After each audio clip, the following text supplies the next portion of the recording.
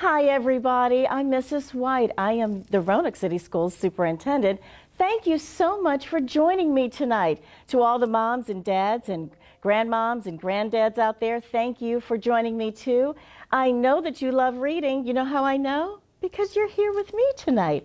We're going to have a good time. We have our cocoa and our favorite drink or maybe our favorite snack. I want you to snuggle up, get really comfortable. We're going to read 2 stories tonight. And remember, I want you to read over the winter break. So at the end, I'm going to ask you, what are you going to do over winter break? And you're going to say, read, read, read. There were so many choices for me to choose from tonight. That was a really hard problem for Mrs. White. I'm telling you, I have a whole bag full of books here. You can see I have books on my table. You know why? Because there are so many great stories out there. You can really get lost in a story. And so we're going to get lost in 2 stories tonight, and I want you to join me. The very first one, and Mrs. White, I'm going to put my glasses on because I'm old and I can't see.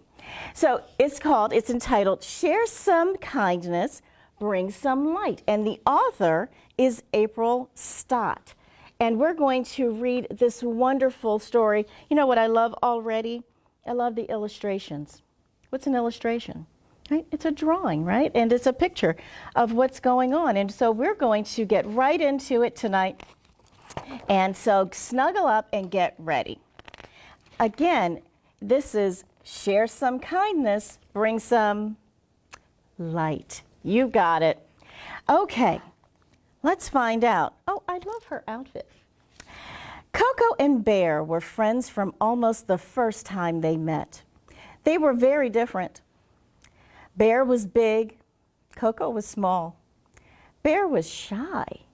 Coco, she was brave. But they were exactly alike in the most important way. I like that you're kind, said Coco. That's my favorite thing about you too, said Bear. I also like that you're such a good dancer, said Coco. I wish the animals knew all the good things that you know about me, sighed Bear. They don't? asked Coco.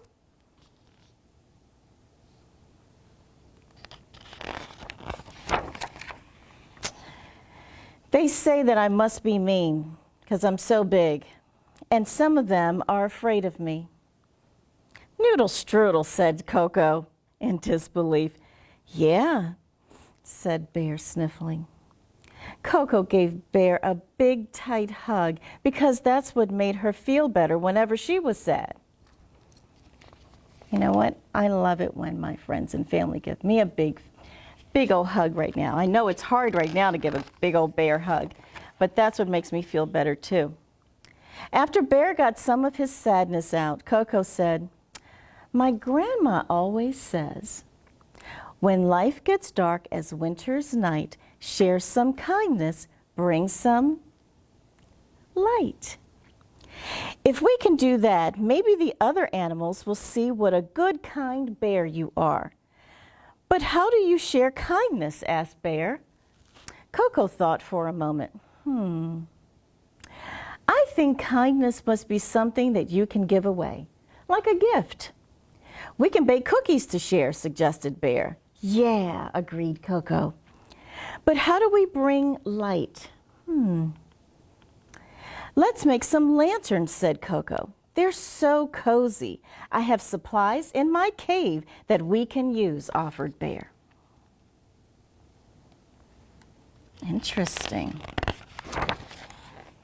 So there they are. You can see them baking cookies and making lanterns.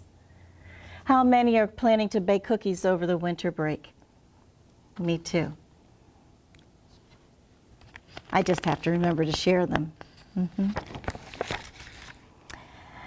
When they were finished, they loaded up Bear's sled with all of their gifts. Ready? said Coco. Bear nodded. Ready. But then he whispered, and a little scared. It's okay to be scared, said Coco, so long as you don't let the scariness stop you from sharing kindness and bringing light. Do you get scared sometimes? I know I do. It's okay. Their first stop was Badger's house. Badger was not impressed. "I only eat cookies with worms in them," he said grumpily. "Would you like a lantern instead?" said Bear. "How am I supposed to sleep all day with that light in here?" said Badger. "No, thank you." He is a little grumpy, isn't he? Next, they tried Rabbit's house. "Why would you bring me gifts?" asked Rabbit. "We want to show you how kind my friend Bear is," said Coco hopefully. "What if you're trying to trick me? A big bear wouldn't want to be friends with such a small rabbit like me. No, thank you." They didn't have much luck with Hedgehog or Skunk either. Oh no, their plan doesn't seem to be working, does it?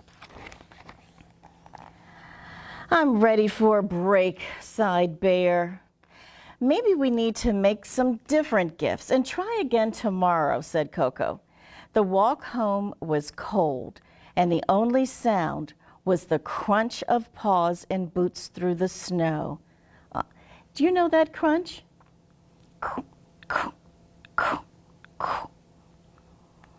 Until, can you see their footprints in the snow?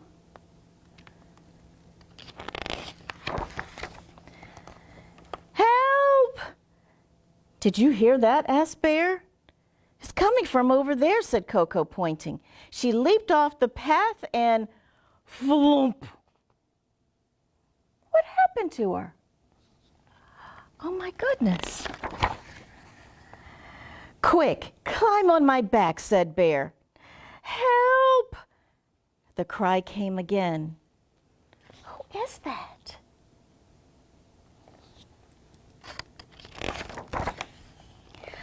"Why, it's Baby Deer," said Coco. "What are you doing way out here?" she asked. "I went on an adventure," said Baby Deer, shivering. "Oh, we love adventures," said Bear. "I do too," said Baby Deer, "but now I'm stuck." "Don't be afraid," said Coco. "We can help you." "How?" said Baby Deer. "You can ride on my back too," said Bear. Oh. What's Bear doing? You know. Baby Deer, where are you?" the animals cried as they searched. "Here I am," shouted Baby Deer. "I got stuck in the snow, but Coco and Bear found me. They gave me a ride home." "Oh, thank you," said Mama Deer. You know, mamas always look out for their babies.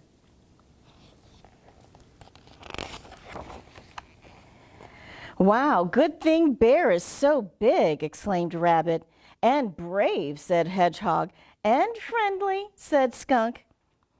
"I guess he's a kind bear," grumbled Badger. "Bear, did you hear that? They finally figured out that you're kind," exclaimed Coco. "But I don't understand," said Bear. "They didn't want our cookies or lanterns." "Your lanterns came in handy after all.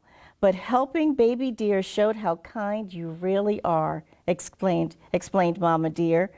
"But we just helped because it was the right thing to do," said Coco. "Exactly," said Mama Deer.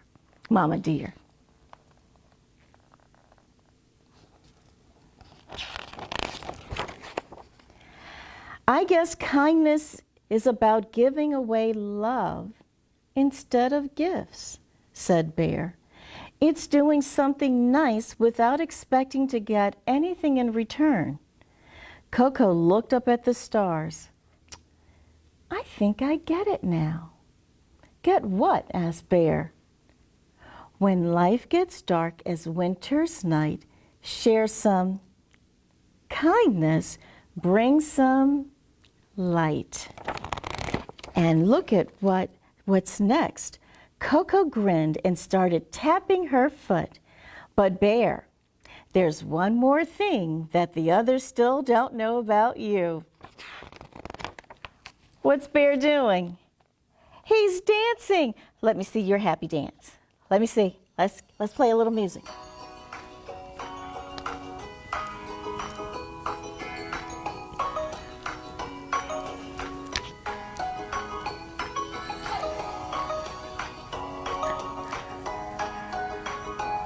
I like your happy dance. Thank you. Let's give this book, Share Some Kindness, Bring Some Light, a big old round of applause. Very good. Now on to our next story. All right, so get settled back in. Are you ready? Let's see. I'm going to put this one down here. And let's get ready. So I searched and searched, and then I asked all around, which book should I choose so that we can really get the spirit of the holidays and winter? And by far, my friend suggested, which one? It's on my table. Do you see it? Yeah, the Polar Express. Let's go in. Let's see. How many of you have read the Polar Express? Excellent. And if you haven't, that's okay, because guess what? We're going to jump right in tonight. So the Polar Express, let's get right into it. We always need to make sure that we're giving our author credit, and we want to know, guess what? This story is written and illustrated by Chris Van Allsburg. What does that mean? It means he wrote it and he drew it. Yep, he's really, really talented. I wish I had that much talent.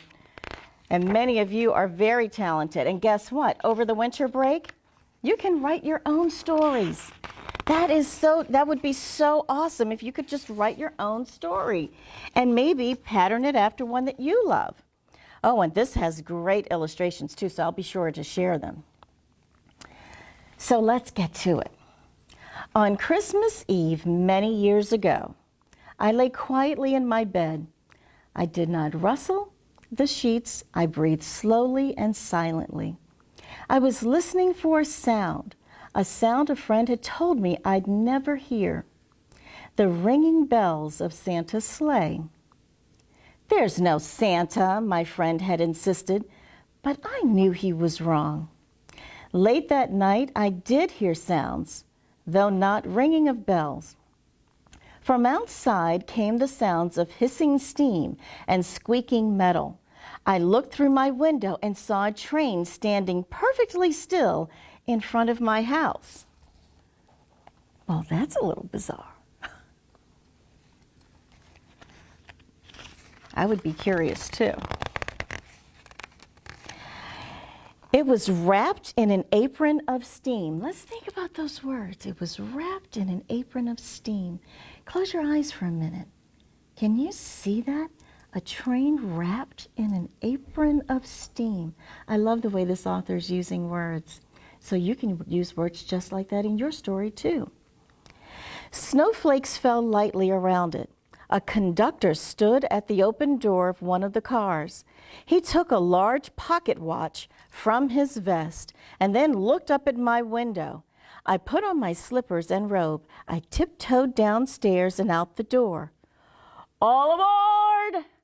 The conductor cried out. I ran up to him. Well, he said, are you coming? Where? I asked. Why, to the North Pole, of course, was his answer. This is the what? The Polar Express. I took his outstretched hand and he pulled me aboard.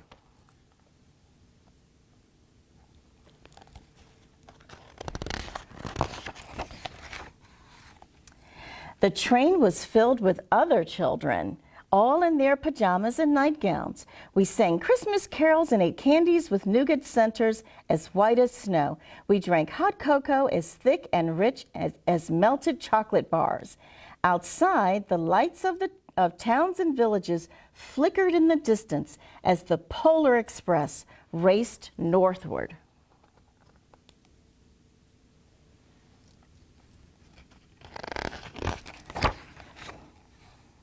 Soon there were no more lights to be seen. We traveled through cold, dark forests. where lean wolves roamed and white-tailed rabbits hid from our train as it thundered through the quiet wilderness. Ooh. We climbed mountains so high it seemed as if we would scrape the moon. But the Polar Express never slowed down. Faster and faster we ran along, rolling over peaks and through valleys like a car on a roller coaster. Have you been on a roller coaster? Have you seen a roller coaster? It's up and down, up and down. That's how the train was.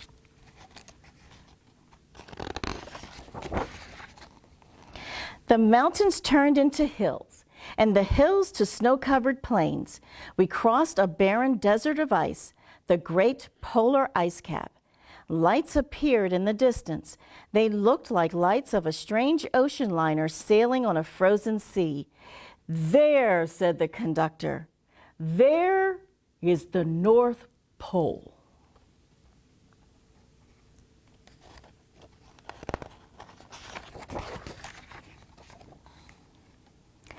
The North Pole. It was a huge city standing alone at the top of the world, filled with factories where every Christmas toy was made. At first, we saw no elves. "They're gathering at the center of the city," the conductor told us. "That is where Santa will give the first gift of Christmas." "Who receives the first gift?" we all asked. The conductor answered, "He will choose one of you."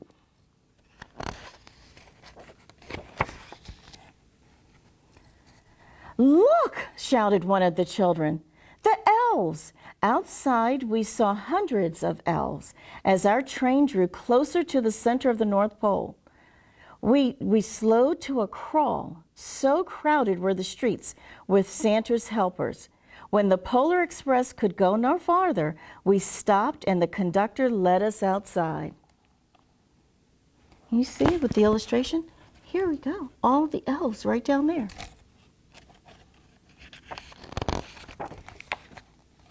We pressed through the crowd to the edge of a large open circle. In front of us stood Santa's sleigh. The reindeer were excited. They pranced and paced, ringing the silver sleigh bells that hung from their harnesses. It was a magical sound, like nothing I'd ever heard. Across the circle, the elves moved apart and Santa Claus appeared. The elves cheered wildly. He marched over to us and, pointing to me, said, "Let's have this fellow here." He jumped into his sleigh. The conductor handed me up. As I sat on Santa's knee, he asked, "Now, what would you like for Christmas?"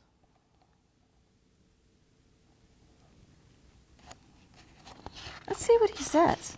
If you know what he says, put your bubbles in. Don't tell it yet. I knew that I could have any gift that I could imagine. But the thing I wanted most for Christmas was not inside Santa's giant bag. What I wanted more than anything was one silver bell from Santa's sleigh. When I asked, Santa smiled. Then he gave me a hug and told an elf to cut a bell from a reindeer's harness. The elf tossed it up to Santa. He stood holding the bell high above him and called out, "The first gift of Christmas." Can you see him? There he is.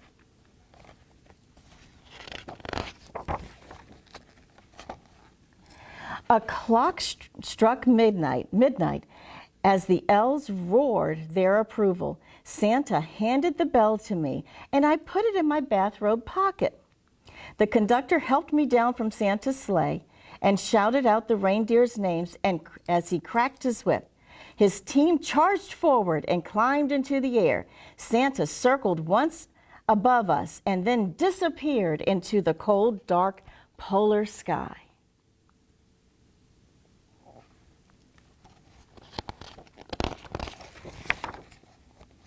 Uh-oh, look at that illustration.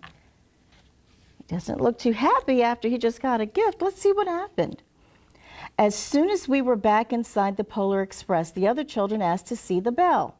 I reached into my pocket, but the only thing I felt was a hole. I had lost the silver bell from Santa Claus's sleigh. "Let's hurry outside and look for it," one of the children said, but the train gave a sudden lurch and started moving. We were on our way home. How would you feel? I think I might feel like him too. It broke my heart to lose the bell. When the train reached my house, I sadly left the other children. I stood in my doorway and waved goodbye. The conductor said something from the moving train, but I couldn't hear him. "What?" I yelled out. He cupped his hands around his mouth. "Merry Christmas!" he shouted. The Polar Express let out a loud blast from its whistle and sped away.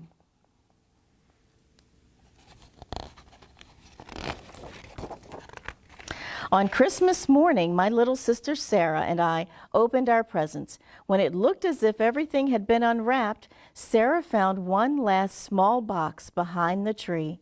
It had my name on it. Inside was the silver bell. There was a note. "Found this on the seat of my sleigh. Fix that hole in your pocket." Signed, Mr. C. Who's Mr. C? You know who he is. I shook the bell. It made the most beautiful sound my sister and I had ever heard. But my mother said, "Oh, that's too bad." "Yes," my father said, "it's broken." When I'd shaken the bell, my parents had not heard a sound. Isn't that interesting?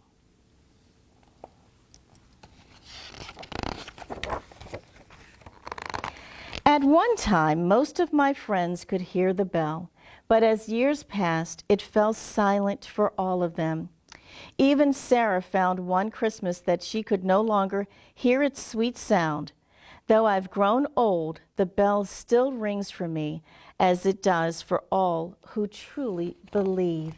Let's see. I have a bell here. Can you hear the bell? I hear the bell. Boys and girls, it has been so wonderful to spend this time with you. Thank you for sharing the virtual story time with me. I really hope that you'll spend some time reading this over the winter break. Remember, what's your homework? Read, read, read. I am so looking forward to hearing about your stories. And don't forget, you can write your own stories too. Be your own author, and you can also be your own illustrator. To all of the parents and guardians and grandparents out there, thank you for allowing your children to spend some time with me. Enjoy the winter break, and happy holidays, everybody.